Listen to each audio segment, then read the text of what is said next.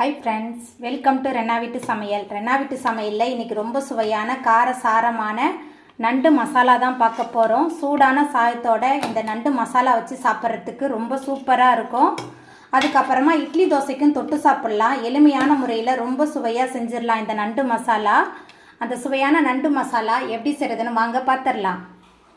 நண்டு மசாலா பண்ணுறதுக்கு ஒரு மிக்ஸி ஜாரில் எல்லாத்தையும் அரைக்கணும். அதுக்கு முதல்ல 2 தக்காளி சேர்த்துக்கலாம். பழுத்த தக்காளியாக இருந்தால் சூப்பராக இருக்கும். அதுக்கப்புறமா 10 போல் சின்ன வெங்காயம், 1 டேபிள் ஸ்பூன் அளவுக்கு சீரகம் சேர்த்துக்கலாம், 1 டேபிள் ஸ்பூன் மிளகு, இஞ்சி பூண்டு விழுது 1.5 டேபிள் ஸ்பூன் சேர்க்குறேன். மசாலா எல்லாத்தையுமே மிக்ஸி ஜாரில் மாற்றியாச்சு. இப்போ இதை கொஞ்சமாக தண்ணி விட்டு நல்லா விழுதாக அரைச்சி எடுத்துகிட்டு வந்துடலாம். காரசாரமான நண்டு மசாலா பண்ணுறதுக்கு 2 ஸ்பூன் அளவுக்கு எண்ணெய் சேர்த்துருக்கேன். எண்ணெய் சூடாய் வரட்டும். எண்ணெய் சூடாய் வந்துட்டு இதில் 1 டேபிள் ஸ்பூன் அளவுக்கு சோம்பு சேர்த்துக்கலாம். சோம்பு நல்லா பொரிய ஆரம்பிச்சிருச்சு. அதுக்கப்புறமா நம்ம மிக்சியில் சேர்த்து அரைச்ச விழுது சேர்த்துடலாம். அரைச்ச விழுது சேர்த்துட்டு நல்லா கலந்து விட்டு வதக்கிடலாம்.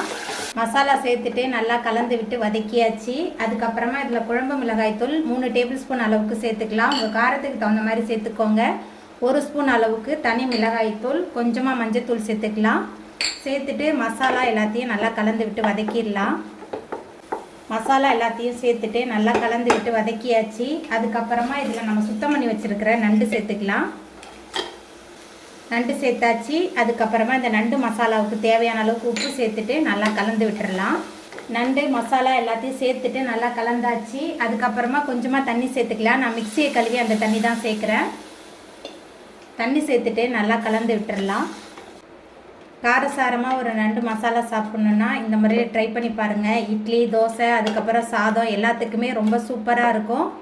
தண்ணி சேர்த்துட்டு நல்லா கலந்ததுக்கப்புறமா ஒரு மூடி போட்டு வச்சிடலாம். நண்டு நல்லா வெந்து வரட்டும். நம்ம சேர்த்த நண்டெல்லாம் நல்லா வெந்து வந்துருச்சு.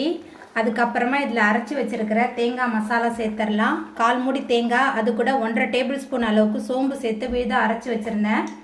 அந்த தேங்காய் விழுது சேர்த்துட்டு நல்லா கலந்து விட்டு கொதிக்க விடலாம்.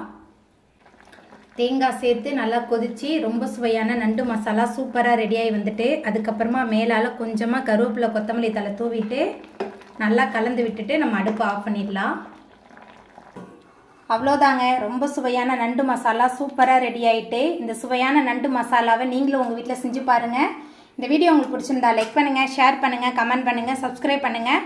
அப்படியே பக்கத்தில் உள்ள பெல் பட்டனையும் கிளிக் பண்ணிடுங்க. நன்றி.